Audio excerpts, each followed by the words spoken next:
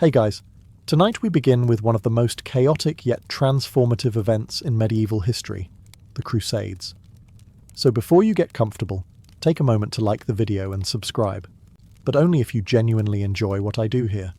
And let me know in the comments where you're tuning in from and what time it is. It's always fascinating to see who's joining us from around the world. Now, dim the lights, maybe turn on a fan for that soft background hum, and let's ease into tonight's journey together. It's 1095, and you, a knight, are useless. Your castle has no wars, no tournaments, and the peasants are too broke to rob. Your sword is shiny, your horse is moody, and the highlight of your week is bullying the local miller for extra flour. Honestly, you're one ale binge away from slipping into total irrelevance. Then Pope Urban II stands up at Claremont and basically says, "Hey, you losers, want to stab people for Jesus instead of each other?"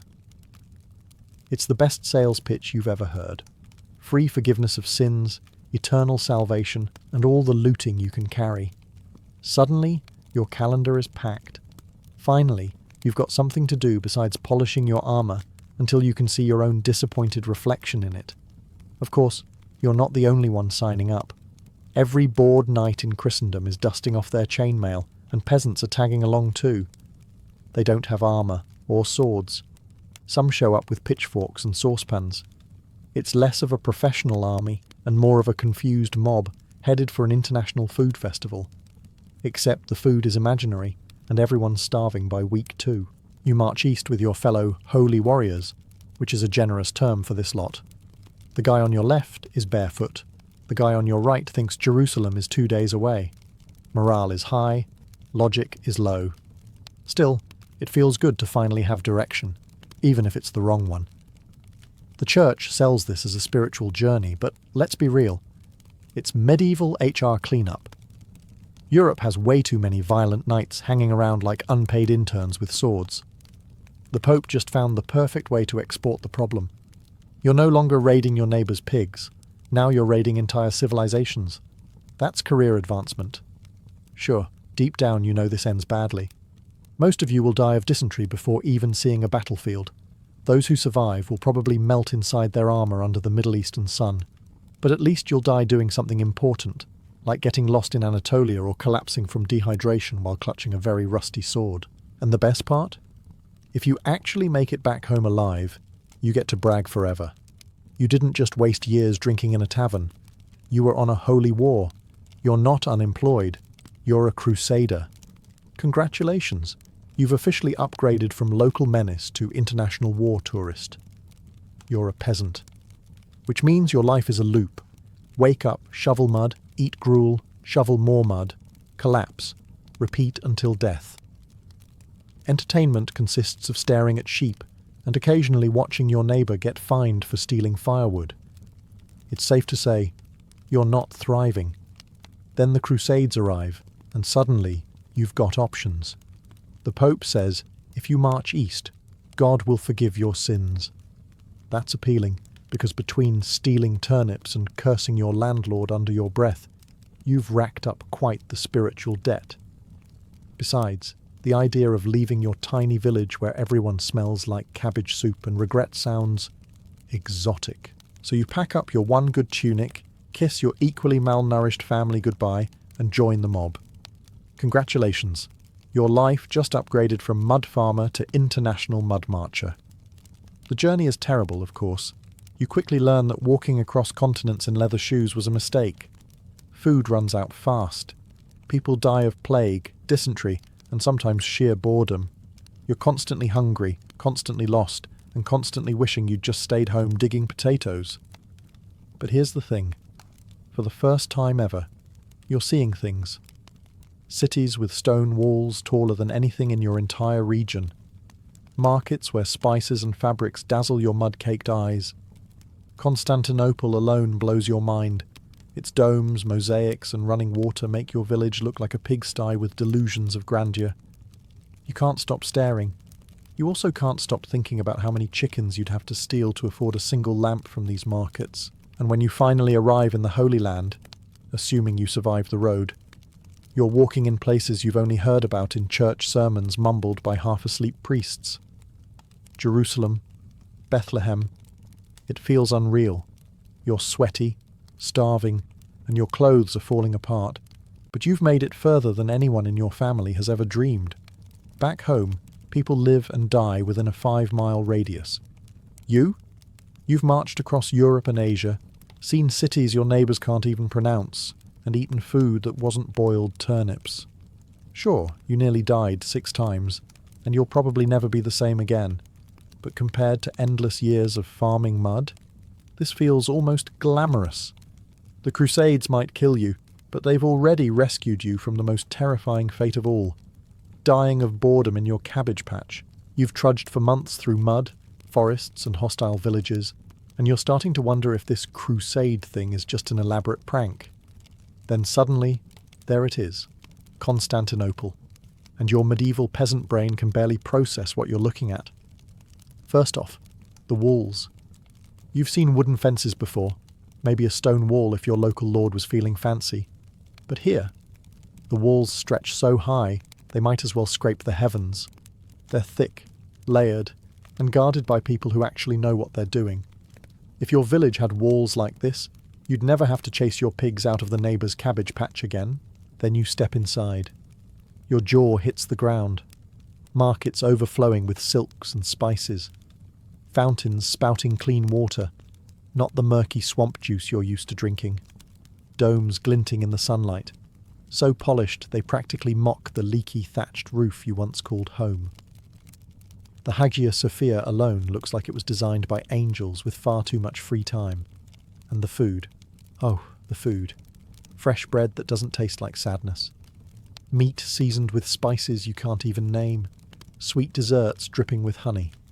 You take one bite and realise your entire culinary experience back home has been a crime against humanity. Suddenly, boiled turnips feel like a personal insult. Of course, you also realise you look like absolute garbage compared to the locals. You're covered in dirt, your clothes smell like goat, and you've got the haunted stare of someone who hasn't bathed since Advent. Meanwhile, Constantinopolitans are strutting around in robes of silk, dripping in jewellery, as if to remind you that you're the medieval version of a tourist in sweatpants. Still, you can't deny it. You're awestruck. This city is the crossroads of the world, where east meets west, where trade routes pour in treasures, and where peasants like you finally understand how pitiful your mud hut really is. Do you feel slightly resentful? Absolutely. Do you also start fantasizing about smuggling some of this wealth back home? Definitely. Constantinople isn't just a city. It's a slap in the face to everything you thought civilization meant. For the first time, you realise the crusade might actually be worth it. Even if you die tomorrow, at least you got to see a city that made your entire village look like an accident someone forgot to clean up. Back home, dinner is the same sad rotation. Bread that could double as masonry, porridge that tastes like wet hay, and the occasional boiled cabbage, a dish so bland it makes you question why you even bother chewing. If you're really lucky, you get some salted pork that tastes like it was cured during the last ice age. Then you march east on crusade, stumble into a marketplace, and your entire concept of food implodes. You see strange powders, red, gold, black, and green. Merchants scoop them up with delicate spoons and wave the scents in your direction. The smell alone makes you suspicious. Food with aroma? That's witchcraft where you come from. But you're curious. You sprinkle some of this so-called pepper onto your stale bread. And suddenly, you're alive. It's spicy, sharp, exciting. You sneeze so hard you nearly drop your bread, but you don't care. For the first time in your life, food has flavour beyond burnt or rotten. Then comes cinnamon. You try a pinch and it tastes sweet, warm, almost comforting, like if joy had a flavour.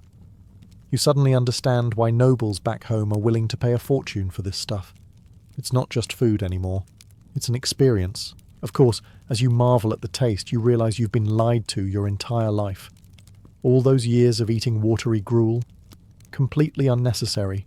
The world had spices this whole time. It's just that nobody in your miserable corner of Europe bothered to share them with you. And while you're falling in love with spices, You're also falling in love with the idea of wealth, because you watch merchants haggle and you see the sacks of silver changing hands for a single bag of pepper. Pepper. The stuff that makes you sneeze. Suddenly you're doing medieval math. If you can somehow steal, smuggle, or just borrow a sack of it home, you'll never shovel mud again. Spices aren't just food. They're power. They're status. They're a giant, fragrant middle finger to the boiled cabbage still rotting in your village pot back home. You don't know it yet, but thanks to these spices, Europe will develop trade routes, empires, and entire wars over flavour. All you know right now is that your taste buds are screaming, "Where has this been all my life?" Congratulations, you've just discovered spices, and dinner will never taste like despair again. Back home, sweet means maybe finding a berry that hasn't been eaten by birds yet. Dessert is not a concept. The closest you've come is bread so undercooked it's still doughy in the middle. Then you march east, stumble into a market, and someone hands you candied fruit. The first bite hits like divine revelation. Your tongue, which until now has known only flavours like muddy turnip and burnt gruel, suddenly thinks it's in heaven. Honey-coated figs, sugar-dusted almonds, syrups so sweet they make your teeth ache instantly. You don't know it yet, but congratulations. You've just been introduced to your new lifelong addiction. Sugar isn't just food here. It's medicine, spice, and luxury all rolled into one. Apothecaries are selling it for stomach ailments. Nobles are sprinkling it on meat. Pastry makers are sculpting it into castles. You, meanwhile, are shoveling candied nuts into your mouth like a starved raccoon. The problem is, sugar isn't cheap. It's grown in faraway plantations, harvested by armies of workers, and shipped in carefully guarded convoys. You're eating someone's yearly salary with every bite. Back home, even your lord couldn't afford this on a regular basis. But right now, you don't care. You're too busy vibrating with happiness after discovering food that doesn't make you depressed. Of course, the side effects are immediate. Your energy spikes, your hands shake, your heart races, and then comes the crash. You slump against a stall, candied figs dripping from your mouth, realizing you've just overdosed on medieval cocaine. And you want more. So much more. By the time you stagger home years later, you'll be raving about sugar like it's a miracle. Nobles will pay insane prices to import it. Entire economies will bend to demand. And peasants like you, you'll just dream about it while gnawing your stale bread. What you don't realize, as you lick sticky syrup off your fingers, is that Europe's new obsession with sugar will reshape history. It will drive trade routes, spark wars, and fuel empires. But right now, all you know is this.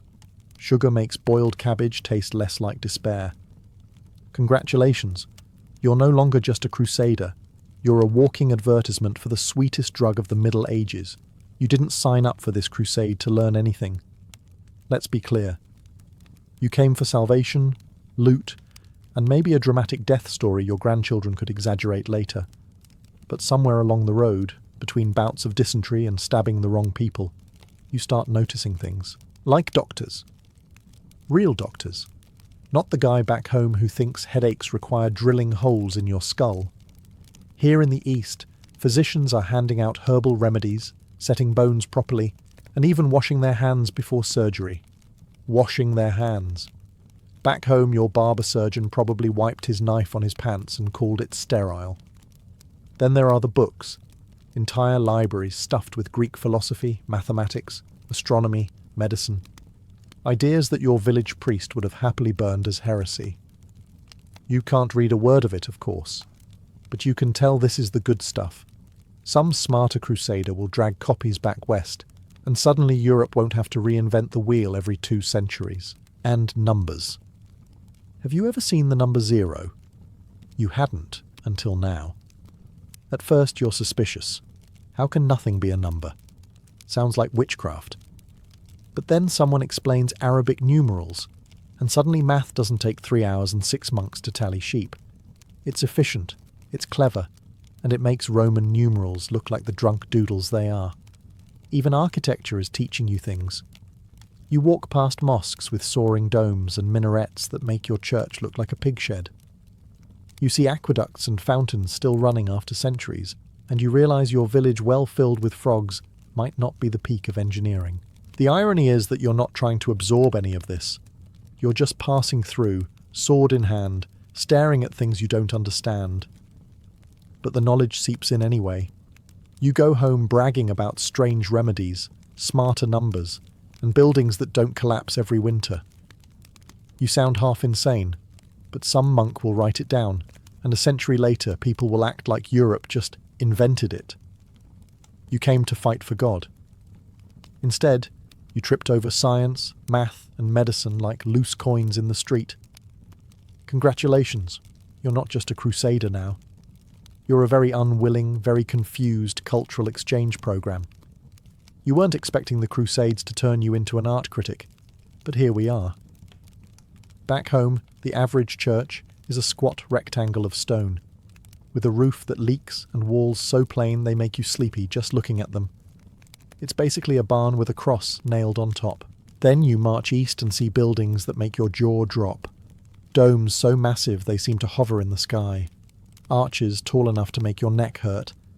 Windows filled with coloured glass that actually lets in light, instead of keeping it out like the tiny arrow slits in your church. You stand there gaping, trying to figure out how anyone built this without divine help, or at the very least, a very large ladder. Naturally, you go home and brag about it. You tell masons, "Hey, I saw a church bigger than 10 castles stacked together, and it had windows brighter than the sunrise."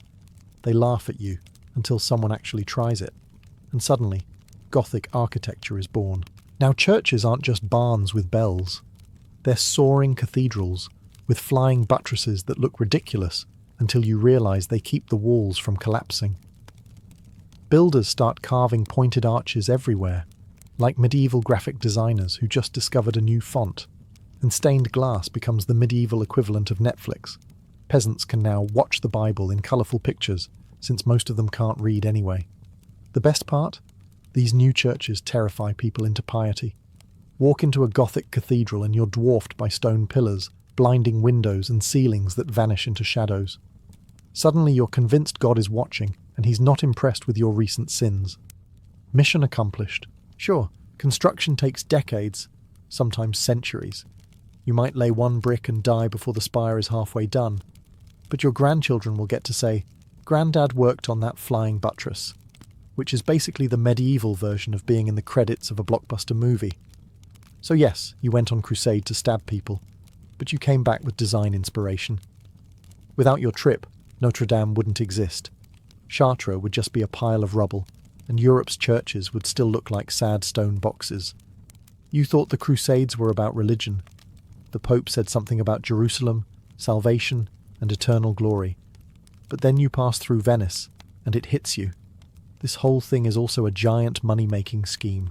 Venetian merchants don't fight in crusades. They profit from them. While you're sweating under armour and eating stale bread, they're selling ships, supplies, and overpriced wine to desperate knights who don't know how to haggle. You need passage to the Holy Land? Venice has a boat.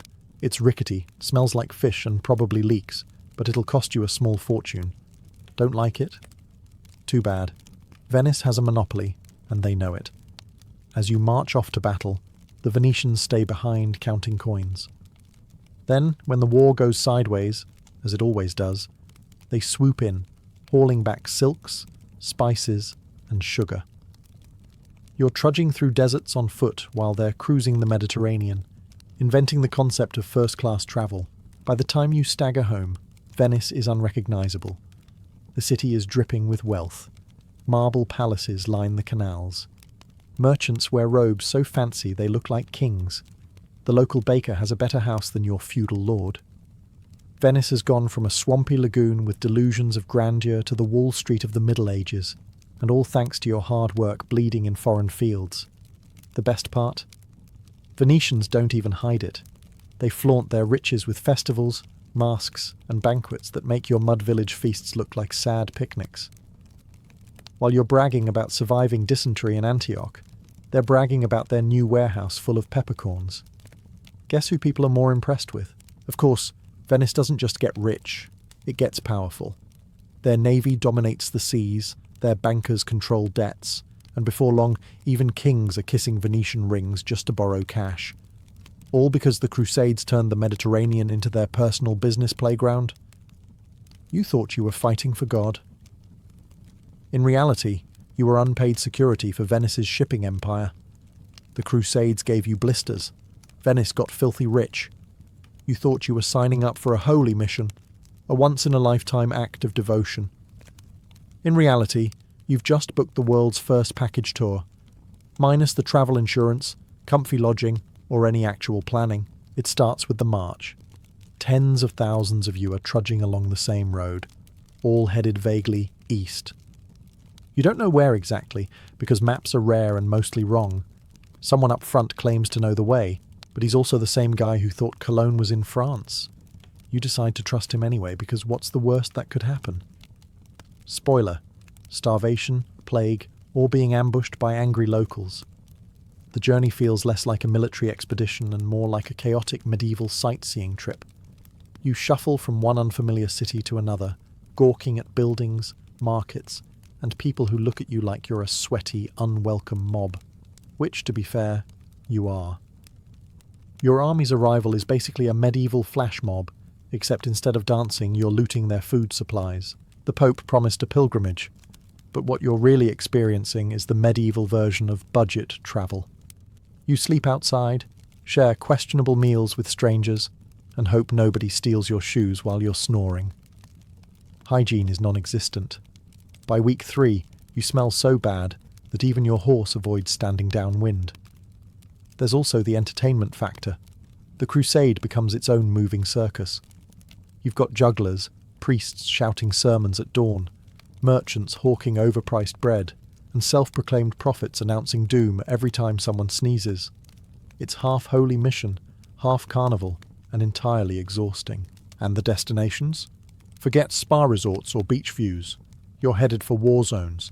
Every stop promises less relaxation and more stabbing. Antioch, siege. Jerusalem, siege. Acre, yet another siege. Your holiday package includes lots of standing around starving while waiting for the enemy to surrender. Congratulations, you've invented all-inclusive misery. But here's the kicker. When it's all over, you get to go home and brag.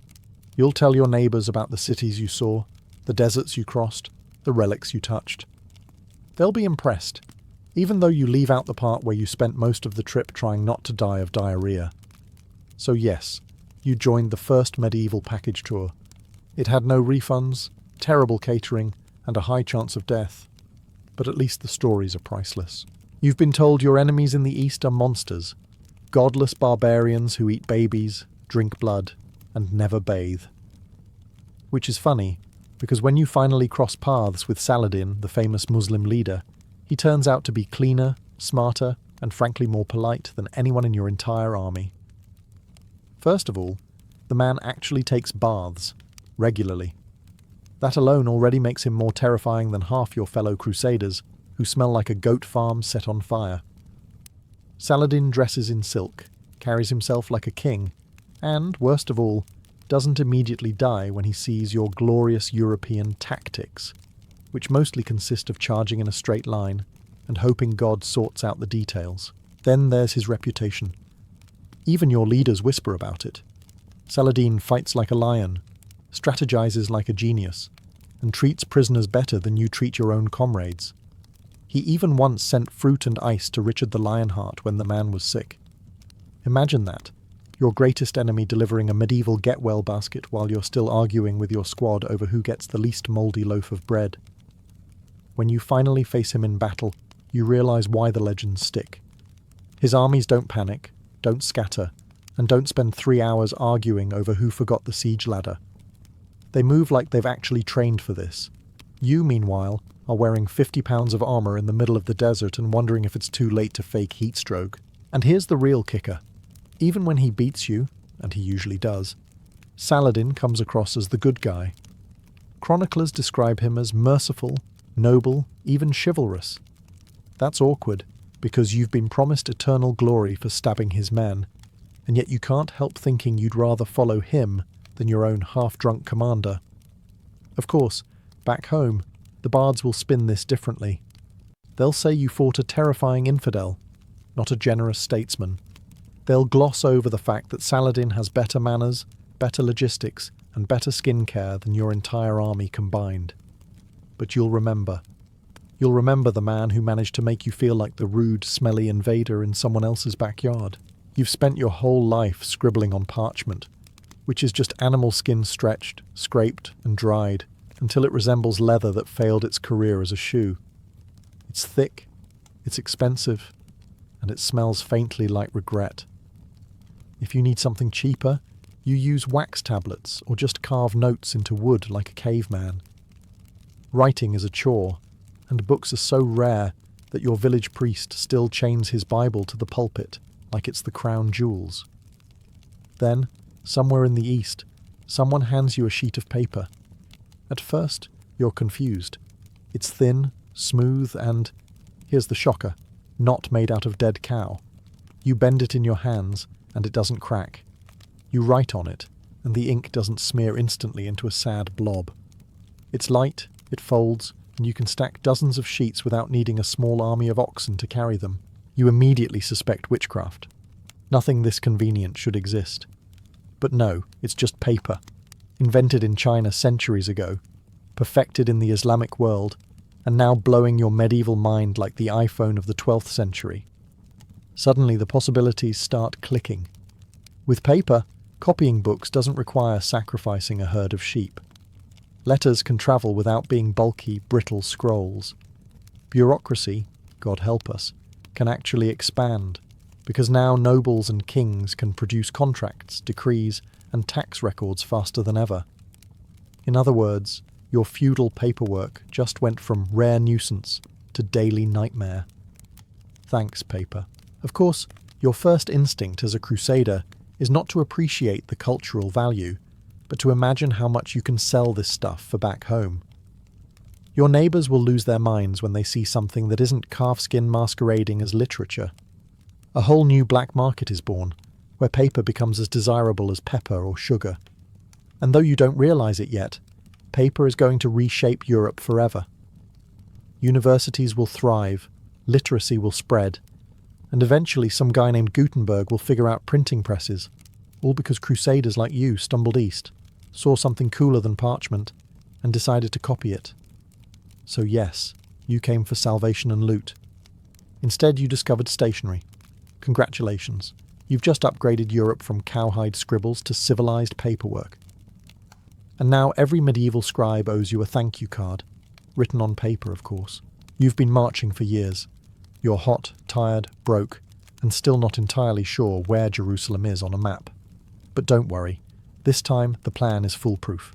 The Fourth Crusade will succeed where the others failed.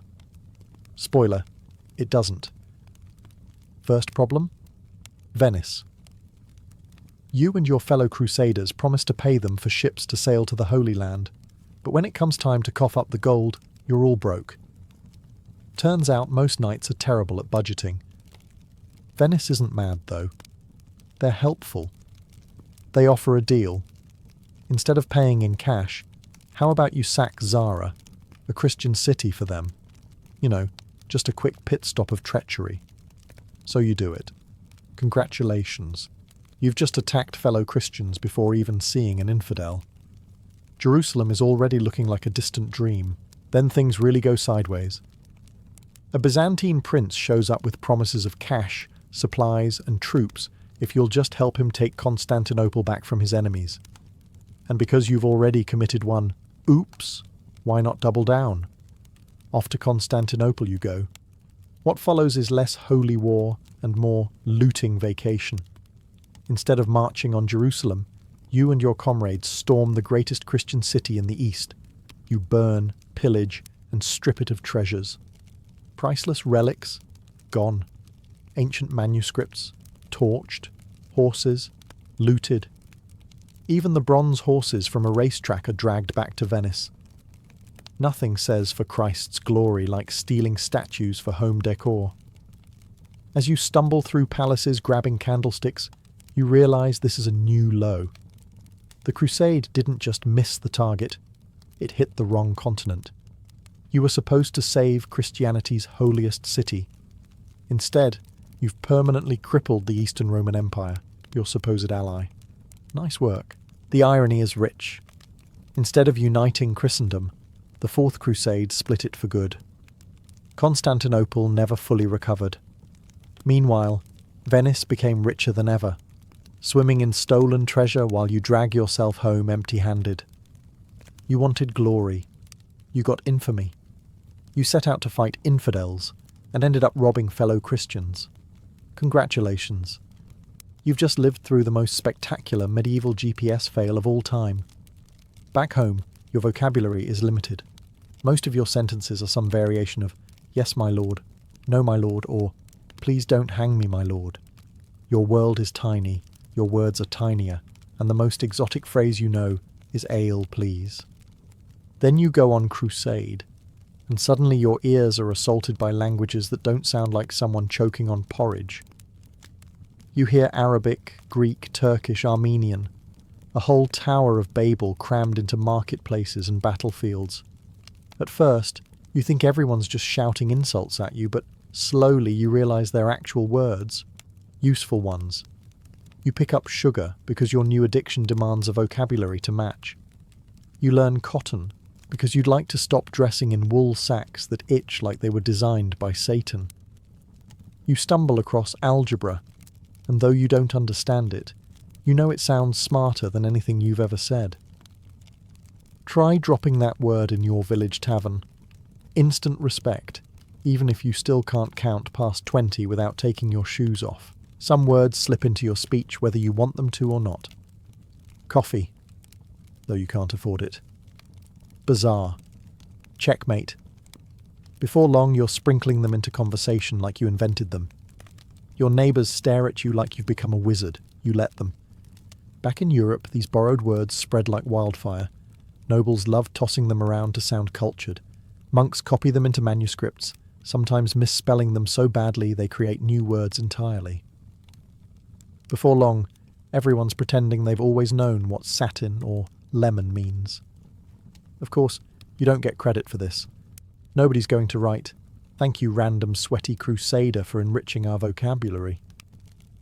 But the truth is, without you and your fellow accidental linguists, Europe would still be stuck describing everything as meat or not meat. Language is power, and by lugging home these shiny new words, you've accidentally made your world sound a little bigger, a little fancier, and a lot more confusing.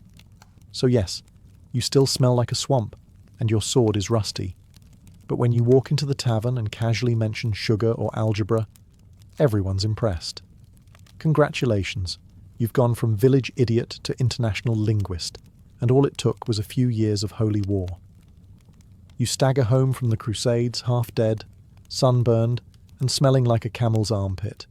But here's the silver lining. Nobody back in your mud-caked village knows what really happened, which means you're about to become the most interesting storyteller within 50 miles. At the tavern, you drop your first tale. You don't mention the dysentery, the endless marching, or the fact that you once got lost for 3 days because your captain couldn't read a map. Instead, you talk about the time you fought valiantly at Antioch. By valiantly, you mean you stood behind a wall holding a rusty spear, hoping someone else did the stabbing. But your neighbours don't know that. To them, you're practically Richard the Lionheart's right-hand man. And that's the beauty of it. The truth doesn't matter. The Crusades were such a chaotic mess that any story you tell sounds believable. Did you slay 10 enemy knights with one hand? Sure. Did you scale the walls of Jerusalem using only your bare feet and divine willpower? Why not? Did you personally wrestle Saladin? Absolutely, and you nearly won too, but he cheated, obviously. The best part? Nobody can prove you wrong. There's no medieval fact-checker scrolling through parchment archives to call you out. Your word is gospel, and every time you embellish, your reputation grows. Soon, people are calling you the hero who saw the Holy Land, instead of that guy who used to steal cabbages. These stories don't just entertain, they inspire. Priests turn them into sermons, bards weave them into songs, and nobles commission tapestries of battles that never quite happened that way. Over time, the Crusades transform from a logistical disaster into a noble epic. all because you and your buddies couldn't resist bragging. Of course, you remember the truth. The fleas, the hunger, the endless waiting during sieges, the fights over mouldy bread. But you'll never admit that part. Why waste a good legend with details about diarrhea? So yes, the Crusades gave you scars, trauma, and probably a lifelong limp. But they also gave you legendary stories to tell around the fire. And in the Middle Ages, a good story is worth more than gold. Congratulations, you've gone from anonymous mud farmer to myth-making world traveller. All it cost you was your youth, your health, and possibly your sanity. You set out thinking the Crusades would be simple. March east, stab some infidels, grab a relic or two, and march home to eternal glory. Easy. Instead, you nearly died of dysentery 12 times, lost 3 pairs of shoes in the mud, and spent more days waiting around hungry than actually fighting. By all accounts, you should come home a failure. And yet, somehow, you've just changed Europe forever. Because while you were busy stumbling through deserts and stealing figs from markets, you accidentally opened the floodgates of global exchange. You brought home spices that made dinner edible, sugar that turned nobles into addicts, and paper that turned monks into productivity machines. You introduced new words, new trade routes, and new diseases. Sorry, Europe. You even inspired architects to stop building sad stone barns and start raising cathedrals that look like they were designed by overachieving giants. The irony. None of this was intentional. You didn't march to the Holy Land thinking, "Ah yes, let me spark the Renaissance and modern banking systems." You just wanted to not go to hell and maybe loot a gold candlestick along the way. But history doesn't care about your intentions, only your mess. And oh boy, what a glorious mess you made. Meanwhile, Venice and Genoa are now swimming in cash, thanks to your unpaid labour.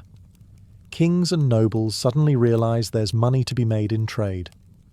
Scholars discover that the East has libraries, medicine, and actual math. And suddenly, Europe starts looking a little less backward. Even your mud village benefits. The tavern now serves food with pepper, and people drop fancy new words like sugar and algebra as if they've always known them. Sure, millions died, cities burned, and the Crusades ultimately failed at their stated goal. But the aftermath is undeniable. Europe got its cultural, economic, and intellectual booster shot, courtesy of you, the unwilling delivery system. So when you limp back home, scarred, broke, and smelling faintly of goat, just remember this. You didn't just waste years on a hopeless holy war. You jump-started centuries of change. Congratulations. You've accidentally dragged Europe kicking and screaming into the future. And all it took was one very messy, very misguided, but, let's admit it, kind of awesome crusade. The earliest jousts were messy, almost indistinguishable from outright brawls. Groups of knights charged one another in chaotic melees, swinging swords, swinging maces, or lowering lances. Safety wasn't exactly a priority, and neither was fairness. Horses were trampled, men were killed, and villages unlucky enough to host these contests sometimes found their fields churned into mud and their barns stripped for makeshift viewing stands. But even in this chaos, a pattern began to form. The thrill of 2 knights, alone, charging at one another on horseback became the highlight. Slowly, that spectacle pulled away from the group melees and developed into its own dedicated event. By the late 11th and early 12th centuries, jousting was no longer a wild free-for-all, but a contest with a purpose. Knights would line up on opposite sides of a long wooden barrier called a tilt. Then, spurred forward, they would thunder across the field, lances levelled, aiming not to kill, but to strike with precision. The goal was clear: shatter your lance on your opponent's shield or armour, or unseat him entirely if you had the strength and skill. What set jousting apart was not just its danger, but its symbolism. To sit tall on a destrier, lance steady, shield gleaming with heraldic colours, was to announce to the world, "I am a knight, and my honour is beyond reproach." Even if you lost, the act of showing up, of charging into danger for the sake of reputation, could elevate your standing. This was no longer just training for war, it was theatre, ritual, and the foundation of knightly identity. From its chaotic beginnings in the blood-soaked melees of early tournaments, jousting had begun to take shape as something more refined, something that would eventually dominate the culture of the medieval aristocracy for centuries to come. For a medieval knight, the joust was far more than a sporting match. It was a public declaration of character, a test not only of skill with the lance, but of courage, loyalty, and self-control. When two armoured men met in the tilt yard, they carried with them the weight of family honour, noble lineage, and the entire code of chivalry. To triumph was to shine in the eyes of one's peers and, more importantly, in the eyes of ladies watching from the stands. To falter, to flinch, or worse, to refuse the challenge, meant disgrace that could cling for a lifetime. Honour in the Middle Ages was a currency as valuable as land. For a knight, reputation determined whether kings offered command in battle, whether lords granted fiefs, and whether noble families opened their doors in marriage alliances. The joust became a stage upon which all of this could be displayed. Knights would wear their heraldic colours proudly, their shields emblazoned with coats of arms that shouted their family heritage across the lists. Every charge down the tilt was a chance to reinforce the story of who they were and who they claimed to be. The rules of jousting as they evolved were designed to reflect this obsession with honour. It was not enough to simply knock an opponent from his horse. Doing so in a reckless or dishonourable way, such as striking outside the permitted zones of shield or chest, could bring shame rather than glory. Clean breaks of the lance, made with precision and restraint, were celebrated as marks of refinement and mastery. A knight who smashed 3 lances in perfect succession could become as celebrated as one who unseated his foe. Spectators, too, understood the moral weight of these contests. They didn't just see two men crashing into one another. They saw bravery, discipline, and the knightly ideal embodied. For women of the court, the joust also became a theatre of romance. Knights often dedicated their charge to a lady, tying her favour, perhaps a scarf, a ribbon, or a glove, onto their arm before riding into the lists. Success was proof of devotion. Failure could be spun into tragic gallantry. Thus, the joust was never just about breaking wood and bruising ribs. It was about the performance of honour itself. Each tilt was a miniature war in which the stakes were not land or life, but reputation, the invisible crown every knight sought to wear. As jousting matured from wild melees into a more refined contest, rules became essential. Without them, the tilt yard was simply a chaotic gamble of life and death. With them, it became a disciplined sport that mirrored the order and ideals of chivalry. By the 13th century, jousting manuals and heralds carefully codified what was allowed, what was forbidden, and what counted as victory. At the heart of it all was the tilt, the long wooden barrier running down the centre of the field. It wasn't there for decoration. The tilt served to keep horses from colliding head-on and to force knights to ride straight and true. Each rider had his lane, and any deviation could be considered dishonourable, if not outright cheating. Staying in your lane was as much about discipline as it was about safety. The lances themselves were adapted for the sport. Gone were the sharpened war lances of the battlefield. Instead, they were tipped with coronals, blunted heads designed to spread the impact rather than pierce. Still, a well-placed strike could snap ribs, unseat a rider, or even kill a knight if fortune turned cruel. Victory came from striking the correct target zones, primarily the shield or torso.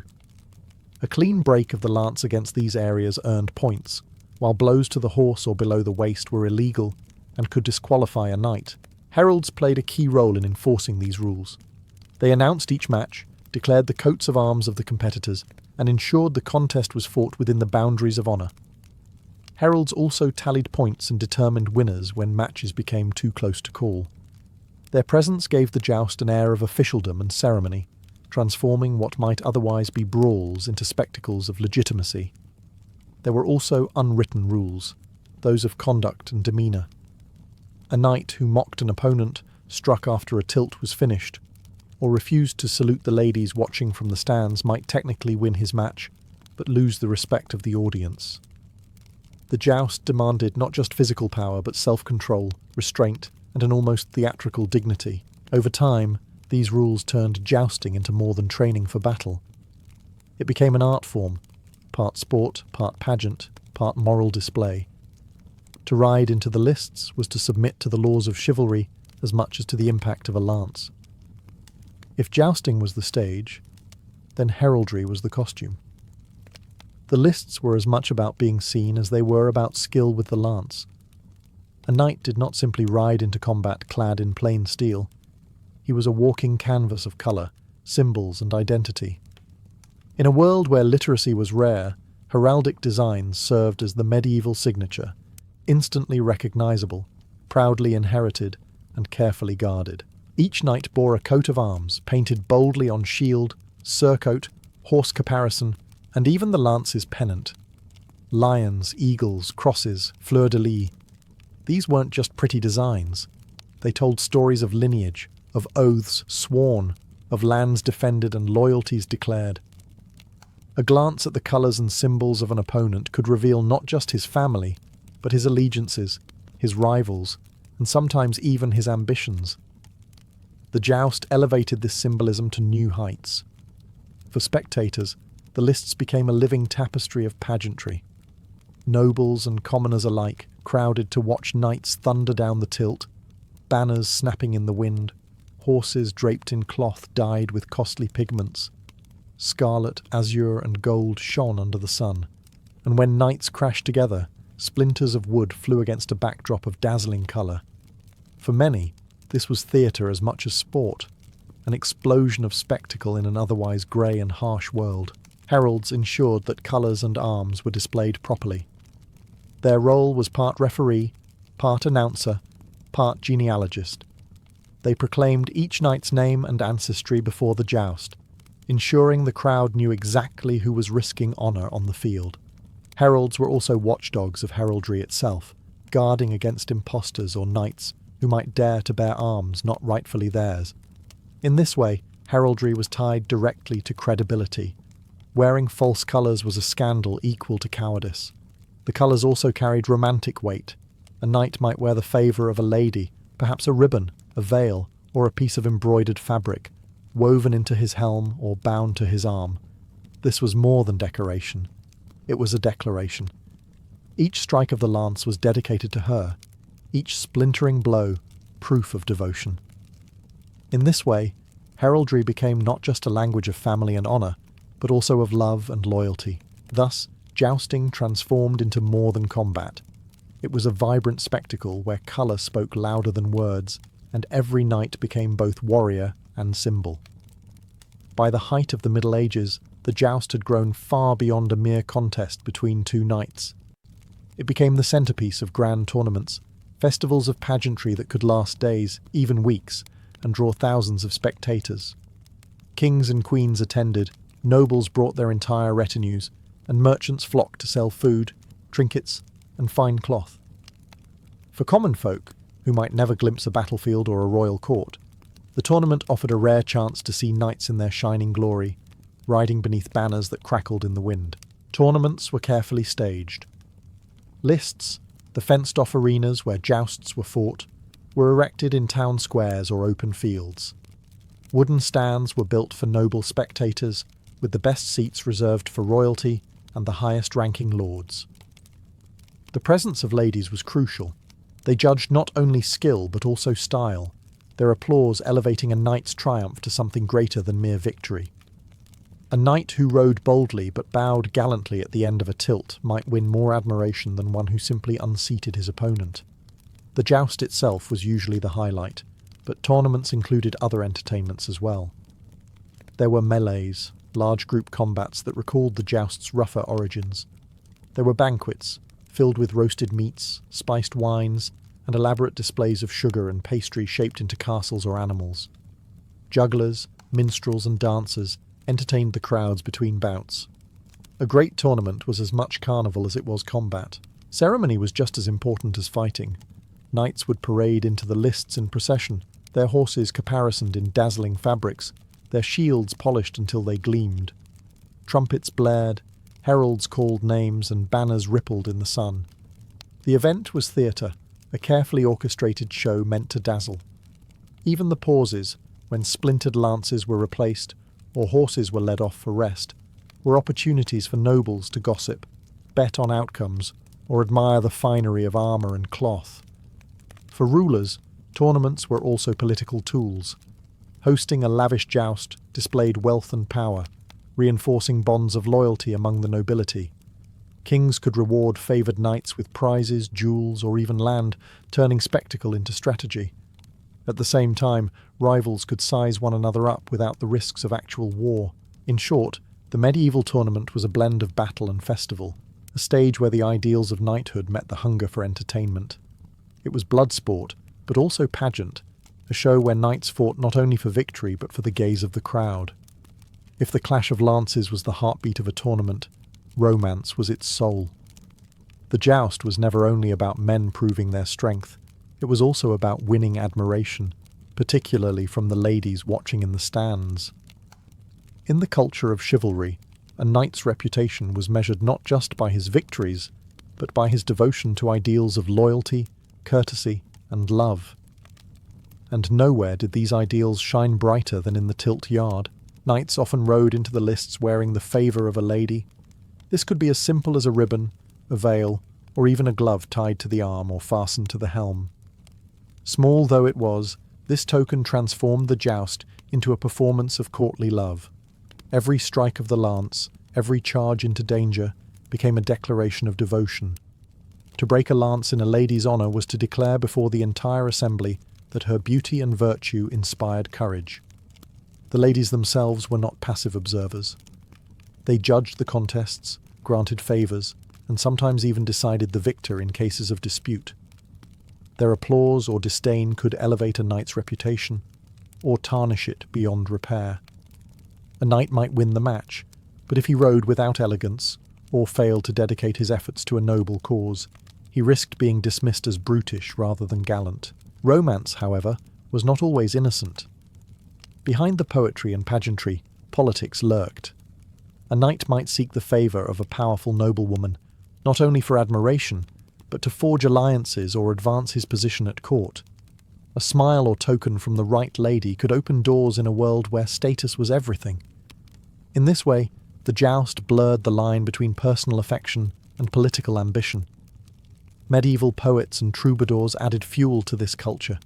They sang of knights who braved lances and swords for the love of unattainable ladies, their verses spreading the idea that true knighthood was incomplete without devotion. The joust became living poetry, chivalric ideals made visible in wood and steel. Thus, the tilt yard was both battlefield and stage. Knights fought not just for honour, but for love, real or imagined. The thunder of hooves and splintering lances echoed with another message, that in the theatre of chivalry, courage and romance were inseparable. For all its rules, pageantry, and blunted lances, jousting was never truly safe. Beneath the chivalric rituals and colourful banners lay a brutal reality. Men were hurt, maimed, and sometimes killed in the lists. The tilt yard was meant to display honour, but it could just as easily end in tragedy. The danger began with the sheer force of impact. Two armoured knights charging at full gallop could generate tremendous momentum. Even with coronals, blunted lance tips designed to spread the blow, the impact often shattered more than just wood. Broken ribs, concussions, dislocated shoulders, and punctured lungs were all common outcomes. A knight unhorsed might fall awkwardly, pinned beneath his destrier or trampled in the chaos. Armour helped, but even the best plate could not entirely soften a lance's shock. Some injuries came not from the lance, but from the splinters. When a lance shattered on impact, shards of wood could fly like missiles. Chroniclers record knights blinded when splinters pierced their visors, or scarred when fragments lodged deep into flesh. The most famous victim of jousting's hazards was King Henry II of France, who in 1559 took a splinter through the eye during a tournament and died days later, a reminder that even kings were not immune. And then there was the horse. Though rules forbade strikes against the mount, accidents were inevitable. A misaimed lance could cripple or kill a destrier, sending both horse and rider crashing down. Knights who lost their steeds often suffered the worst injuries, as thousands of pounds of armour and animal came down in a tangle. Despite the risks, knights embraced the danger. Injury in the lists was considered a badge of courage, proof of devotion to honour. A scar could be displayed as proudly as a broken lance. Death, though tragic, was sometimes framed as a noble end, preferable to the shame of cowardice. Chroniclers often praised fallen knights as martyrs to chivalry. Still, the risks led to reforms. By the late Middle Ages, helmets were strengthened, lances were hollowed to shatter more easily, and tilts were improved to keep horses apart. Yet no amount of refinement could erase the reality. Jousting remained a violent gamble. Every knight who rode into the lists knew that glory was balanced on the razor's edge of death. Jousting may have begun as a knightly pastime, but by the later Middle Ages it had become a stage for kings and princes to broadcast their power. Hosting a tournament was more than entertainment. It was a political statement. To organise such a lavish event required wealth, manpower, and influence. Every joust held under royal patronage reinforced not only the ideals of chivalry, but also the authority of the crown. Monarchs used tournaments to showcase strength. A king who could field dozens of knights in gleaming armour, draped in heraldic finery, signalled both prosperity and control. Crowds that gathered to watch were reminded, quite literally, of the grandeur of their ruler. The expenses were enormous. Armour specially crafted for jousts, elaborate banquets, richly decorated lists. But this extravagance was deliberate. To dazzle the nobility and common people alike was to cement loyalty. Royal tournaments also doubled as diplomatic tools. Foreign envoys were often invited, and knights from abroad were welcomed into the lists. In these contests, chivalry became a form of soft power, a chance to impress allies, intimidate rivals, and demonstrate that one's court was the cultural and military heart of Europe. A visiting ambassador might leave not only with admiration, but also with the sense that opposing such a king would be unwise. For ambitious knights, the joust was a pathway to royal favour. A strong performance in front of the king or queen could lead to patronage, titles, or lucrative marriages. Victories in the lists were not just personal triumphs. They could be political stepping stones. Many knights staked their fortunes on the tilt yard, knowing that a single dazzling charge could earn them a place in the monarch's circle. Yet royal patronage also heightened the stakes. To lose before one's sovereign could be humiliating, while to win might arouse envy or suspicion. Kings themselves sometimes entered the lists, both to prove their valour and to embody the knightly ideals they demanded of their subjects. This was risky. Henry VIII of England famously suffered serious injuries during a joust in 1536, but it showed that monarchs were willing to gamble even their own bodies for glory. Thus the joust became a nexus of power, weaving together spectacle, politics, and chivalry. It was never just sport, it was propaganda on horseback, orchestrated beneath the approving gaze of royalty. By the dawn of the Renaissance, jousting had reached its golden age. Courts across Europe celebrated it not merely as a sport, but as a grand ritual that defined knighthood itself. The tilt yard was where legends were made, where honour was won, and where the ideals of chivalry found their most dazzling expression. And yet, as the centuries rolled on, jousting began to fade, its dangers, costs, and changing world slowly chipping away at its once unshakable place in society. The decline was partly practical. Warfare had evolved. Gunpowder, firearms, and disciplined infantry formations began to dominate the battlefield, rendering the knight on horseback less decisive than he once was. The joust, born as a form of training for war, suddenly seemed outdated. Lances and plate armour, once essential, became ceremonial relics rather than useful tools of combat. By the 16th century, jousting was no longer preparation for war. It was theatre, kept alive for tradition and spectacle. Another factor was its danger.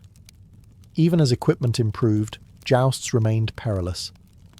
The death of King Henry II of France in 1559, killed by a lance splinter through the eye, sent shockwaves across Europe. If even a monarch could die in the lists, many began to question whether the risks outweighed the glory. Gradually, rulers curtailed or banned jousts, preferring safer entertainments that did not risk the lives of their nobles. Yet even in decline, jousting left a powerful legacy. It shaped the very image of knighthood, embedding the idea of the brave warrior who fought not only for victory, but for honour and love. The rituals of heraldry, the ideals of courtly love, the pageantry of tournaments, all of these remained woven into the cultural memory of Europe long after the last lance was broken. Today, jousting lives on in romantic imagination. Festivals, reenactments, and literature keep the image alive. Two knights thundering toward one another, banners snapping, the crowd holding its breath for the clash. It is less a sport now than a symbol, a reminder of an age where honour was fought for on horseback, beneath the eyes of lords and ladies, with splintering wood and steel ringing in the air. Thus, the joust ended not in a single blow, but in transformation. From training ground to spectacle, from deadly combat to legend, jousting's story mirrors the rise and fall of knighthood itself. For the Pythia, the famed oracle of Delphi, was not born into her role, she was chosen. In the earliest centuries, the position was reserved for a young virgin, symbolizing purity and closeness to Apollo. But after one priestess was abducted for her beauty, the Delphians changed the rule. From then on, the Pythia was selected from older women, beyond the reach of such dangers, yet still dressed in maiden's clothing to honour tradition. This choice reflected a paradox at the heart of her role. Though human, she stood as a vessel of the god, both ordinary and extraordinary at once. The process of becoming the Pythia was as sacred as it was transformative. She was drawn from the local women of Delphi, not from distant lands or noble families. Her authority came not from bloodline or wealth, but from her willingness to surrender her life to Apollo. Once chosen, she underwent rituals of purification. She bathed in the cold waters of the Castalian spring, believed to cleanse both body and spirit. She fasted, abstained from worldly pleasures, and performed sacrifices to ensure she was worthy of the god's voice. From this moment forward, her existence was no longer her own. She belonged to Apollo. The transformation was both spiritual and social. The woman who once lived among her neighbours became something apart from them, set on a higher plane. She would live near the sanctuary, bound to the rhythms of ritual, her identity absorbed into the role. To the Greeks, she ceased to be an individual, and instead became the mouthpiece of Apollo, her human name fading, replaced by the eternal title, Pythia. This elevation brought both reverence and burden. Pilgrims came from across the Greek world, kings, generals, colonists, and merchants, all seeking her counsel. The responsibility was immense. Her words could determine wars, alliances, and the fates of cities. Yet she was still human, a woman chosen from the people of Delphi, now tasked with embodying the divine. In her selection, one sees the essence of the oracle itself, the fusion of mortal fragility with divine authority. To be chosen as Pythia was to surrender the ordinary life of a woman in exchange for the extraordinary role of Apollo's living voice, a role that would shape the destiny of nations. The voice of the Pythia could not exist without Delphi itself. The place was as much a part of the prophecy as the woman who spoke it. High on the southern slopes of Mount Parnassus, the sanctuary of Apollo overlooked the valley of the river Pleistos, a landscape of silver-green olive groves shimmering in the sunlight. Travellers arriving from distant corners of the Greek world felt the awe immediately. They were stepping into a place that claimed to be the very centre of the earth. According to legend, Zeus released two eagles from opposite ends of the world, and they met here at Delphi. The omphalos, the navel stone, stood in the temple to mark this spot. To consult the Pythia was not only to seek Apollo's wisdom, but also to place oneself at the cosmic axis, where heaven, earth, and the underworld were believed to converge. The sanctuary was built to inspire reverence. Pilgrims approached by the sacred way, a winding path lined with treasuries built by powerful city-states. Each treasury was a glittering showcase of offerings, golden statues, tripods, and precious votives, gifts left to honor Apollo and secure his favor. For rival cities, these treasuries were also propaganda, a reminder to all who visited of their wealth, victories, and piety. Walking this road, a pilgrim was surrounded not only by divine presence, but by the weight of Greek politics. At the heart of the sanctuary rose the great temple of Apollo. Its columns gleamed in the sun, its interior heavy with the smell of burning incense and animal sacrifice. Inside was the Adyton, the innermost chamber where the Pythia sat upon a tripod over a chasm in the earth. Here, myth claimed, vapours rose from the underworld, carrying Apollo's voice upward to mingle with the breath of the priestess. Whether or not the fumes truly existed, the setting gave the impression of mystery, otherworldliness, and danger. Every element of Delphi was designed to heighten the sense that this was no ordinary place. The mountains above, the theatre carved into the hillside, the stadium for games, all added layers of sacredness. To stand here was to feel small, yet connected to something vast. The Pythia's words carried weight precisely because they were spoken in a place where mortals believed the gods walked among them. On the appointed days, when Apollo's power was thought to be strongest, the Pythia would prepare to enter the Adyton, the innermost chamber of his temple. This was no casual act. It was a carefully orchestrated ritual meant to transform an ordinary woman into a mouthpiece of the divine. Every step mattered, and every gesture carried meaning. The day began with purification. The Pythia bathed in the Castalian spring, whose icy waters were said to cleanse not only the body, but the soul. From there she drank from the sacred Cassotis spring near the temple, believed to carry the power of prophecy itself. A priest would sacrifice a goat on Apollo's altar, pouring cold water over it to ensure it trembled, a sign that the god accepted the ritual. Only then could the oracle begin. Dressed in simple robes, often white, the Pythia entered the dim chamber of the Adyton. At its centre stood the sacred tripod, a bronze seat supported by 3 legs shaped like coiled serpents, echoing Apollo's victory over the Python. The dragon said to have once guarded this place. She seated herself above a fissure in the earth, where myth claimed vapours rose. The air would be heavy with incense, the flicker of torches casting shadows across the stone walls, as priests and petitioners waited in reverent silence. Then came the transformation. The Pythia would inhale, chant, and rock rhythmically, entering a trance-like state. Ancient sources describe her speaking in a voice not quite her own, words spilling out rapidly, sometimes incoherent, sometimes wild, as if Apollo himself had seized her tongue. Attendants, known as prophets, stood nearby to catch her words, shaping them into responses for those who had come seeking guidance. What the pilgrims received was rarely straightforward. Apollo spoke in riddles, double meanings, and ambiguities. The Pythia might declare victory, but leave unsaid whose victory it would be. She might urge a colony to be founded where the oracle points, leaving leaders to interpret which patch of land fit the cryptic phrase. The mystery was intentional. To speak plainly would limit divine wisdom. To speak in riddles made the words timeless, adaptable, and haunting. Thus, prophecy was not simply given, it was performed. The Pythia's ritual transformed the temple into a theatre of the sacred, where mortals brushed against the divine in words half mortal, half god. The Pythia did not speak her riddles into the void. She answered questions brought to her from across the Greek world. To Delphi came an astonishing range of petitioners, kings weighing war, generals plotting campaigns, merchants hoping to secure fortune, and ordinary citizens seeking guidance for family matters. No matter one's rank, the process was the same. Each pilgrim first paid tribute, for Apollo's wisdom was not given freely.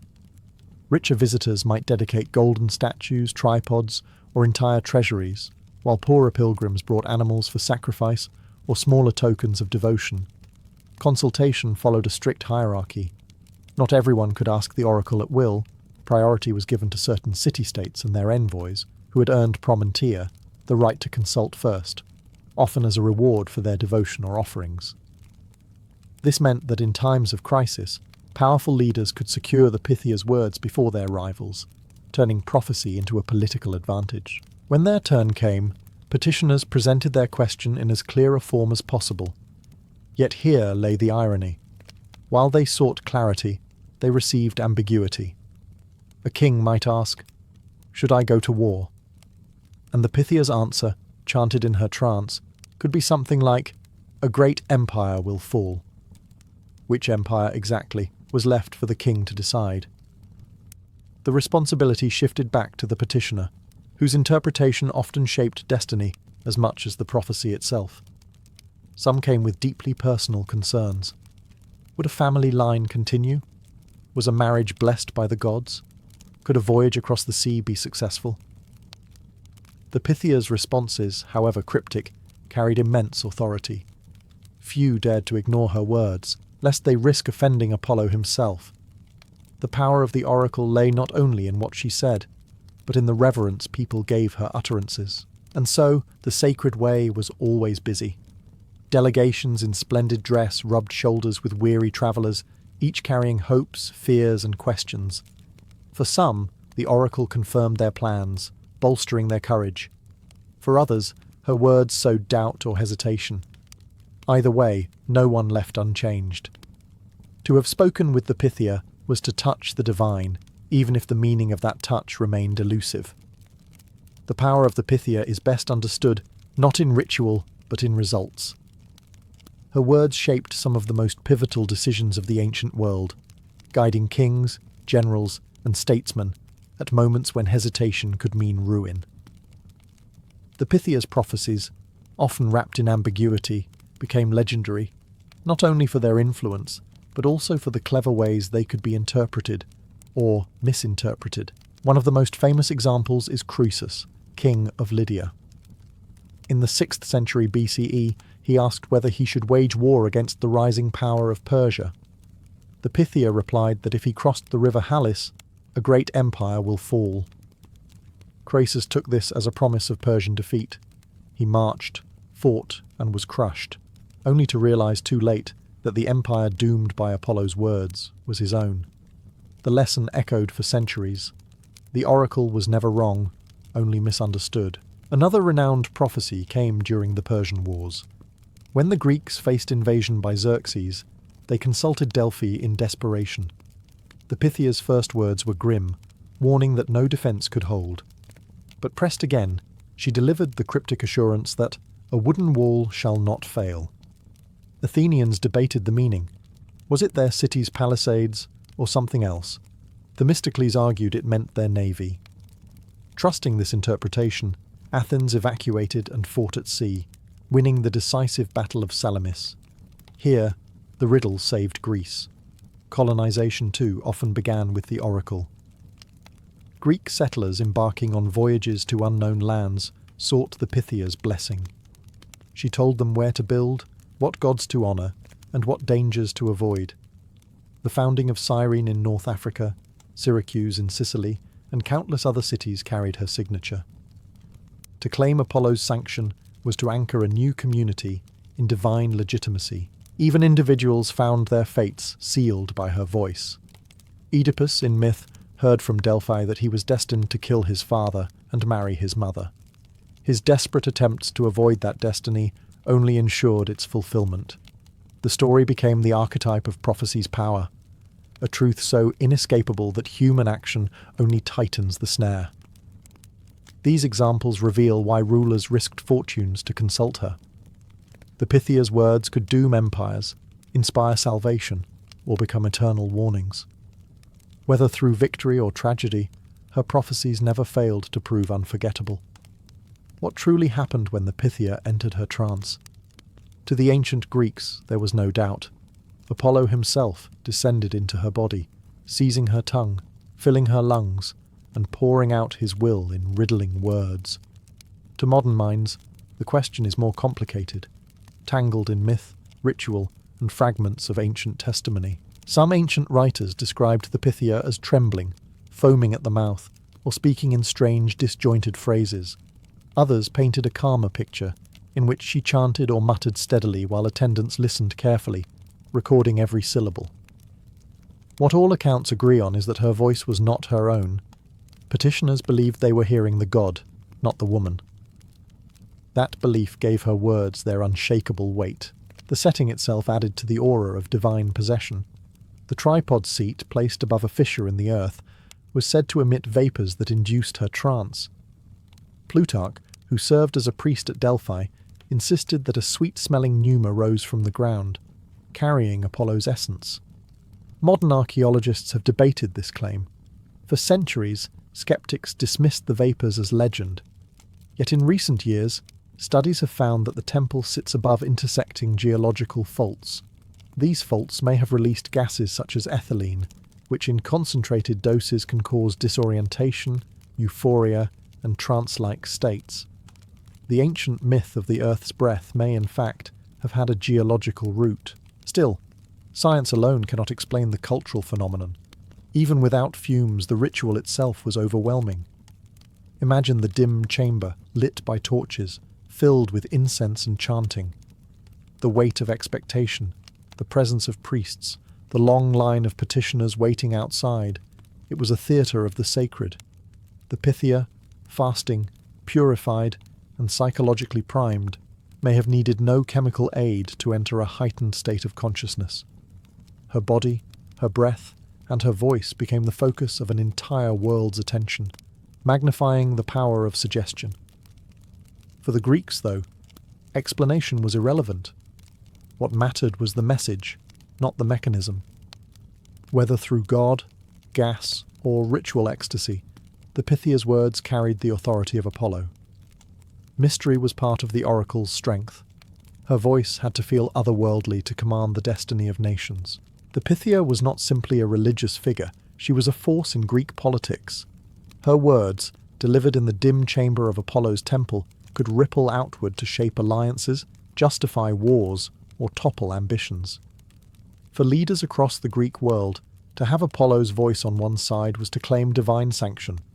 No decree, no campaign, no treaty carried more weight than one backed by Delphi. City-states competed fiercely for the oracle's favour. Athens, Sparta, Corinth and Thebes all sent rich gifts to Delphi, each building treasuries along the sacred way as dazzling advertisements of piety. These offerings weren't only devotional, they were political investments. The more a city lavished upon Apollo's sanctuary, the more likely it was to secure favourable oracles, or at least priority in consultation. In a world where prophecy could decide the timing of a war or the founding of a colony, influence at Delphi was a prize worth fortunes. The Pythia's words often echoed the shifting balance of power. When Sparta sought legitimacy for its conquests, the oracle frequently endorsed them. When Athens rose to dominance, it, too, found Delphi a willing ally at times. Some historians suspect the priests who assisted the Pythia may have steered her words subtly, aligning prophecy with the political winds. Yet to the Greeks, this was not manipulation. It was Apollo's will, expressed in terms mortals could understand. The oracle also influenced diplomacy.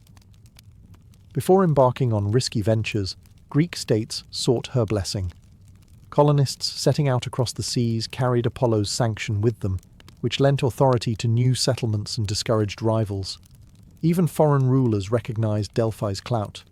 Croesus of Lydia and later Roman emperors sent lavish gifts, acknowledging the oracle's symbolic power over the Greek world. But the Pythia's authority was not absolute. Leaders sometimes ignored her, and when disaster followed, the blame was laid on human arrogance rather than the oracle's fallibility. This dynamic only strengthened her prestige. Prophecy could not be wrong, only misapplied. In this way, the oracle became both shield and sword, an untouchable source of legitimacy that rulers wielded carefully. Thus, the Pythia was more than a prophetess. She was a political institution, her voice woven into the machinery of power.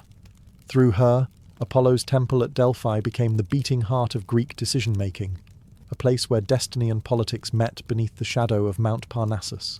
For nearly 1,000 years, the Pythia's voice carried across Greece and beyond. But no institution lasts forever. By the late classical and Hellenistic periods, the oracle at Delphi began to lose the unshakable authority it once held. Wars, shifting empires, and changing faiths all chipped away at Apollo's sanctuary until the Pythia's voice was reduced to little more than an echo of its former power. The decline began with politics. As Greece fractured into rival leagues and later fell under Macedonian and Roman influence, the independence of Delphi eroded. Kings and emperors still consulted the oracle, but they no longer depended on it as Greek city-states once had. When Alexander the Great came to Delphi in the 4th century BCE, legend tells us he physically dragged the reluctant Pythia into the Adyton until she proclaimed him invincible. The scene symbolized a shift. No longer was the oracle unquestioned. Powerful men could bend it to their will. Wars also scarred the sanctuary. Delphi was plundered more than once, and though its treasuries remained impressive, the aura of untouchable sanctity began to fade. Rome's expansion further diminished its role. Roman emperors respected Delphi, but they had their own centres of prophecy and power. By the time of Hadrian in the 2nd century CE, the oracle was more a cultural relic than a decisive voice of empire. Religion, too, played its part. As Christianity spread through the Roman world, pagan oracles were increasingly condemned as false or demonic. By the 4th century CE, Christian emperors actively suppressed such practices. The temple of Apollo at Delphi fell silent, its rituals abandoned, its sacred fires extinguished. The once revered fissure, where Apollo's breath was believed to rise, was left to crumble in darkness. Yet decline did not erase memory. Even as the oracle's voice faded, its legend grew. Writers, historians, and poets preserved the tales of cryptic prophecies that swayed the course of history. The image of the Pythia, seated upon her tripod, became part of the cultural fabric of the ancient world. By the end, the oracle was no longer a living voice but a myth, remembered more for what it had once been than for what it still was. Delphi's silence marked the end of an age when gods spoke directly to mortals, leaving behind riddles that still haunt us today. Though the temple of Apollo at Delphi eventually fell silent, the Pythia's legacy refused to fade. For centuries, her image lingered in the imagination of poets, historians, and philosophers, who treated her as a symbol of humanity's enduring hunger for divine guidance. To the ancient Greeks, she had been more than a woman. She was the embodiment of Apollo's wisdom, the hinge on which the fate of nations could turn. That sense of awe never truly disappeared. Her influence on culture is profound. The very idea of prophecy as mysterious, ambiguous, and double-edged is rooted in the Delphic model. Modern expressions like "know thyself" and "nothing in excess," maxims carved at the entrance of Apollo's temple, still echo as philosophical truths. Her riddling responses shaped not only the course of wars and colonization, but also the way later generations thought about fate, as something at once knowable and yet impossible to fully escape. Philosophers often grappled with her meaning. Socrates famously claimed that the oracle declared him the wisest man alive, not because he knew everything, but because he knew how little he truly understood. From this story grew entire schools of thought on humility, wisdom, and the pursuit of truth. In this way, the Pythia's influence extended beyond politics into the very heart of philosophy. Even as Christianity eclipsed the old gods, the memory of Delphi persisted. Medieval scholars cited her prophecies, Renaissance artists painted her likeness, and Enlightenment thinkers dissected her words. In each retelling, she was recast, sometimes as a pagan sorceress, sometimes as a vessel of timeless wisdom. Always, she represented the mystery of knowledge itself, partial, veiled, and powerful. Today, the ruins of Delphi still draw travellers who walk the sacred way, past broken treasuries and worn steps, to the remains of Apollo's temple. The valley below spreads wide and silent, but visitors speak of feeling the same atmosphere of reverence the ancients described. The stones themselves seem to whisper of the days when a woman seated on a tripod could make kings tremble with a single phrase. The Pythia's true power lies not in whether her prophecies were literal or mystical, but in the human need they revealed. the desire to hear the voice of the divine guiding mortal choices. In her, history meets myth, and myth continues to shape how we think about fate, wisdom, and the unknown. To be a mother in the Middle Ages was both a blessing and a burden, a role steeped in duty, faith, and constant danger. Unlike today, where motherhood is often viewed through personal choice and emotion, in medieval Europe it was framed as a woman's central responsibility. From peasant cottages to royal courts, society expected women to bring forth children, secure the family's future, and in doing so, serve both God and community. Marriage was almost always followed by the expectation of pregnancy. A woman's body was seen primarily as a vessel for lineage, and her worth was often measured by her fertility. For noble women, this meant producing heirs to secure dynasties and political alliances. For peasants, it meant raising enough children to help in the fields, tend livestock, and ensure survival in a harsh economy. But regardless of class, the pressure to conceive was immense, and childlessness carried stigma. The risks, however, were staggering. Medieval medicine was poorly equipped to handle complications of pregnancy and childbirth. Women faced infections, hemorrhage, and obstructed labour with little more than prayers, charms, and the aid of midwives who relied on herbal remedies and experience passed down through generations. Childbirth was so perilous that it was sometimes referred to as a woman's battlefield. A mother could go into labour knowing it might be the last act of her life. Infant mortality was equally grim. Diseases, poor sanitation, malnutrition, and accidents claimed countless young lives. Some estimates suggest that as many as 1 in 3 children never reached adulthood. For mothers, this meant navigating the constant cycle of birth, loss, and grief. Yet life went on. Women were expected to endure and to conceive again, often within months of a loss. Religion offered both comfort and pressure. The Virgin Mary was upheld as the ideal mother, pure, selfless, and endlessly nurturing. Sermons and devotional texts reminded women that motherhood was their holy duty, and surviving childbirth was sometimes interpreted as divine mercy. At the same time, baptism rituals and prayers gave families a sense of protection, however fragile, over their newborns. Motherhood in the Middle Ages was thus a complex tapestry of joy and sorrow, duty and danger. It was at once a sacred calling and a lifelong trial, where love for one's children was shadowed by the ever-present fear of loss. For medieval noblewomen, motherhood was not simply a personal matter, it was a political act. Their primary duty was to produce heirs, and in doing so, secure dynasties, strengthen alliances, and preserve the fortunes of their families. A noblewoman's body was, in many ways, the battlefield on which the future of kingdoms and estates was fought. Her ability, or failure, to bear children could shift the balance of power across Europe. Marriage itself was rarely about romance. Most unions were arranged with politics and property in mind, and the success of that arrangement was judged in the nursery. A queen who produced sons was celebrated as a stabilizer of the realm. A barren queen, or one who bore only daughters, risked humiliation, annulment, or being pushed aside for another. In this way, noble women lived under relentless pressure, their private lives scrutinized by courtiers, chroniclers, and clergy alike. Pregnancy among the nobility was both ritualized and closely guarded. Noble women often withdrew into confinement during the later stages of pregnancy, attended by midwives, ladies-in-waiting, and sometimes physicians if the family could afford them.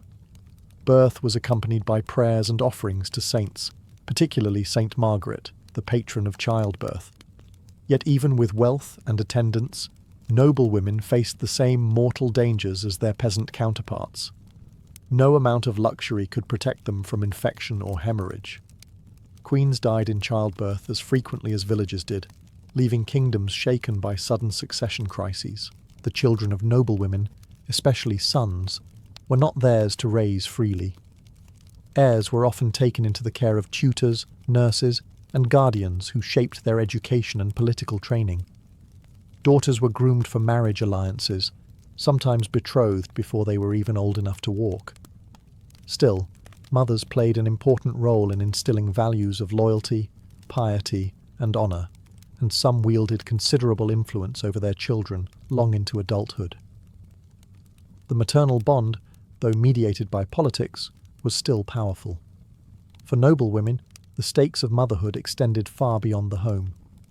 Their wombs carried the weight of dynasties, and their success or failure in producing heirs shaped the destinies of nations. Behind the glittering halls of castles and courts, motherhood was both the most celebrated and most dangerous role a noblewoman could play. For peasant women, motherhood was less about dynasties and politics, and more about sheer survival. Life in the countryside was grueling, and children were both a blessing and a necessity. They provided the labour that kept households afloat, tending animals, working fields, hauling water, and spinning wool. Yet to reach that point, both mother and child first had to survive the brutal realities of childbirth and infancy. Peasant mothers rarely had the luxury of retreating into confinement during pregnancy. Work did not pause simply because a woman was expecting. Fields still needed to be ploughed, animals milked, bread baked, and water fetched. Many women laboured in the fields until the final days of pregnancy, and some even gave birth in barns or cottages with little more than a midwife, or sometimes just female neighbours by their side. The process was risky, and complications often meant death in a world without reliable medicine. Infant mortality cast a long shadow over motherhood. Illnesses like dysentery, fevers, and respiratory infections claimed countless young lives, and nutrition was always precarious. Breastfeeding was the norm, but if a mother died in childbirth, her baby's survival was immediately in doubt. In such cases, families might turn to a wet nurse or rely on animal milk, both risky alternatives. Mothers knew from experience that not every child would live, yet the grief of loss did not grow easier with repetition. Many families buried infants in unmarked graves near the home, their memory preserved only within the family's sorrow. Despite hardship, peasant motherhood was not without joy and resilience. Children who survived became a mother's greatest allies in the daily fight to endure poverty and hunger. Young sons joined their fathers in the fields, while daughters helped with cooking, spinning, and caring for younger siblings. Every child who reached adulthood strengthened the household's future. In this way, motherhood was both an emotional journey and an economic strategy. Faith offered peasant mothers comfort. Prayers to saints, charms hung in cottages, and the protective waters of baptism all gave a sense of hope. The Virgin Mary, depicted cradling the Christ child, served as an idealized reflection of their own struggles. Though unlike Mary, most mothers bore not one child but many, often at the cost of their own health. For peasant mothers, survival and sacrifice defined motherhood. Their children were their labour force, their legacy, and their only hope in a world that was constantly pressing them to the edge of endurance. Childbirth in the Middle Ages was a moment of both anticipation and dread. Without the benefits of modern medicine, every pregnancy was fraught with uncertainty, and every labour carried the risk of death. For medieval women, this reality was so well known that it shaped not only how childbirth was approached, but also how it was ritualised. The central figures in this drama were midwives. These women, often older and experienced in attending births, were the primary guardians of mothers and infants. They had no formal training, but relied on knowledge passed down through practice, herbs, and tradition. Midwives knew which plants might ease pain, such as rue or sage, and which prayers or charms could offer comfort when medicine fell short.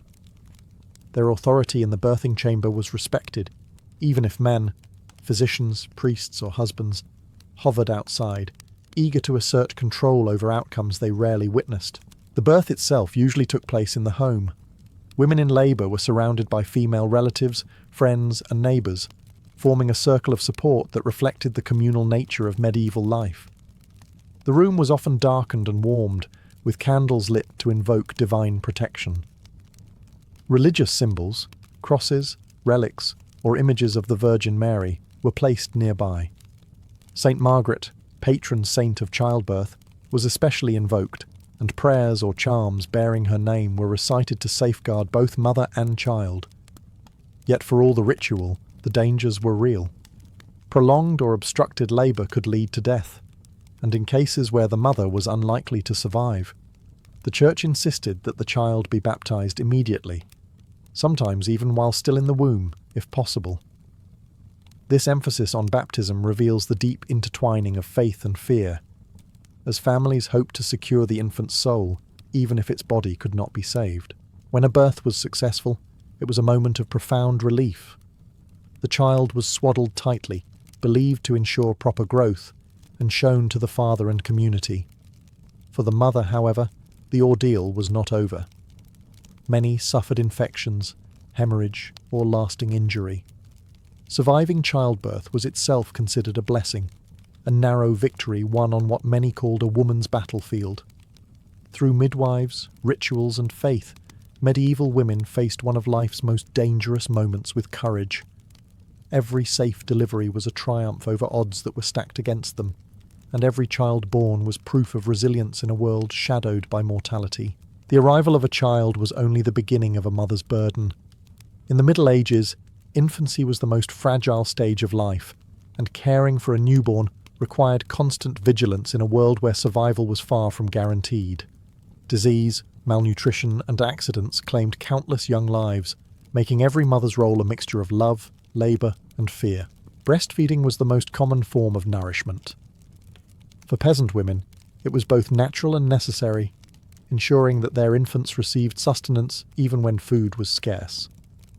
Noble women, however, often delegated this task to wet nurses, believing that their own health, appearances, or obligations demanded it. This choice reflected class divides. Where a peasant mother's bond with her child was forged at the breast, aristocratic infants sometimes grew up closer to their nurses than to their biological mothers. Still, noble women were expected to oversee the care of their children, ensuring proper feeding, swaddling, and protection. Swaddling itself was a universal practice. Infants were wrapped tightly in cloth strips, restricting their movement in the belief that it promoted proper growth and kept them safe. A swaddled child was easier to carry, lay down, or keep warm in drafty homes, though to modern eyes it may appear harsh. Mothers also used charms and amulets to protect their babies from evil spirits, or the evil eye, a reflection of how vulnerable newborns were perceived to be. Daily care went hand in hand with religious duty. Baptism usually took place within days of birth, a practice driven by high infant mortality.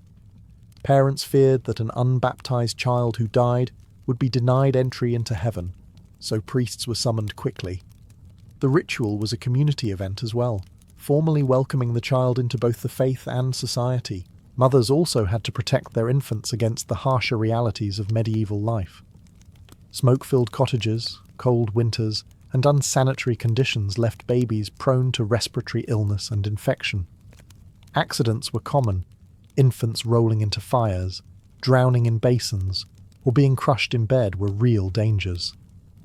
Such tragedies were so frequent that many families came to accept them as part of life's cruel rhythm. And yet, amidst the risks, there was joy. Mothers sang lullabies, whispered prayers, and delighted in the milestones of growth. To raise a child past infancy was a triumph worth celebrating, a fragile victory against a world that often seemed determined to snatch it away. If an infant survived its perilous first years, a new phase of motherhood began, one shaped less by swaddling and survival, and more by guidance, discipline, and preparation for adult life. In the Middle Ages, childhood was fleeting. By the age of 7, many children were already expected to take on meaningful tasks, and mothers were at the heart of this transition. For peasant families, childhood was woven into the rhythms of labour. Young boys were sent into the fields with their fathers, while girls remained close to their mothers, learning the domestic skills that would define their adult lives: spinning, weaving, cooking, and tending younger siblings. Mothers became their daughters' first teachers, passing down not only practical skills, but also the values of thrift, obedience, and endurance. Sons, too, were shaped by maternal influence, at least until they were old enough to apprentice, herd animals, or learn trades. Noble children experienced a different kind of training. Sons destined for knighthood were often sent away from home at a young age to serve as pages in another noble household, while daughters were groomed for future marriages that would secure alliances. Mothers of noble rank had less direct involvement in their sons' education, but they played a crucial role in instilling piety, manners, and the social graces necessary for court life. A noblewoman's guidance could influence the reputation of her entire family through the conduct of her children. Religion permeated childhood, and mothers ensured that their children learned prayers, attended Mass, and absorbed the moral lessons preached by the Church.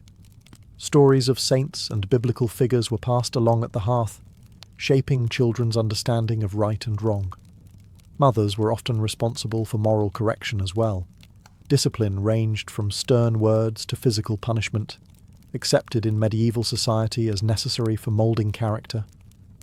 Yet even with heavy burdens, moments of affection shone through. Archaeological finds and manuscripts reveal toys, wooden horses, dolls and carved figurines that suggest children did play, and mothers likely encouraged such joys where they could. Songs, rhymes and games created brief escapes from the hardships of medieval life, and mothers were often the ones to nurture these small pockets of happiness. Ultimately, medieval motherhood during childhood was about preparing sons and daughters for lives that would arrive quickly and demand much. A mother's role was equal parts caretaker, teacher, and moral guide, ensuring that her children could survive not only infancy, but the demands of a world that seldom spared the unprepared. To be a mother in the Middle Ages was to live with constant awareness of death. High child mortality rates meant that almost every woman endured the loss of at least one child, and for many, the grief was repeated again and again. Disease, famine, war, and accident conspired against survival, and even the wealthiest families were not immune. For mothers, each loss left wounds that faith and duty could soothe but never erase. The Church taught that mothers should find solace in God's will, framing death as part of divine providence. Baptism offered comfort, ensuring that infants who died early would be carried to heaven rather than left in limbo. Yet the theology of consolation did not dull the personal pain of burying a child. Medieval sources, from laments in literature to accounts in chronicles, show mothers openly mourning, proof that grief was not hidden, but woven into the reality of life. For noble women, the stakes of loss were not only emotional, but political. The death of a son could mean dynastic crisis, while the death of a daughter could unravel years of alliance building.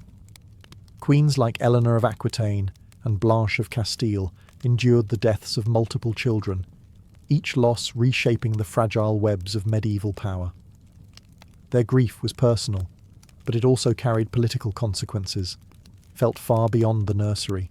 Peasant mothers faced grief on a more intimate scale, often without chroniclers to record it. Their children might die quietly of fevers, malnutrition or accidents, leaving families to mourn in silence.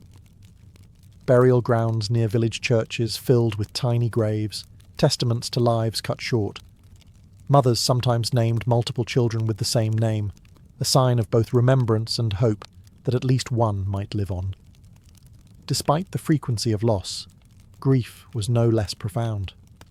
A mother might quickly conceive again, pressed by necessity, but that did not mean she forgot.